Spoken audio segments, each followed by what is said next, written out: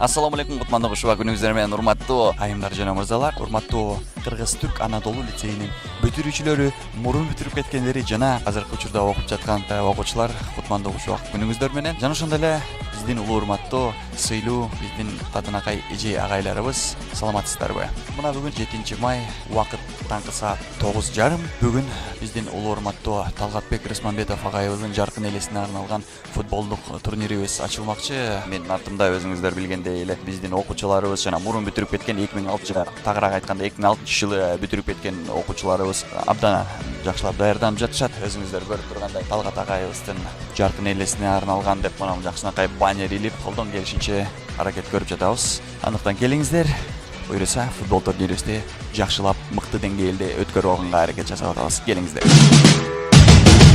É meu, é seu, hoje é tudo nosso. Quando eu chamo o mundo inteiro pra jogar é pra mostrar que eu posso. Torcer, chorar, sorrir, gritar. Não importa o resultado, vamos trabalhar.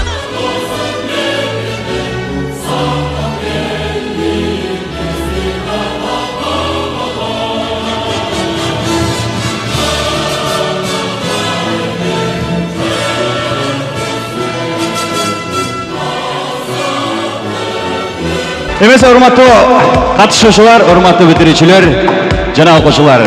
Бүгүнкү Талгат Рысманбетов агайыбыздын жаркын элесине арналган турнирди ачык деп жарыялайбыз.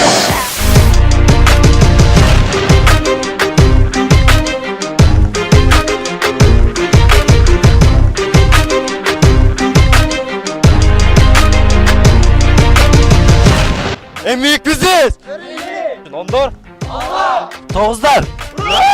Бириксек колдон келет. 11. Да. 2006.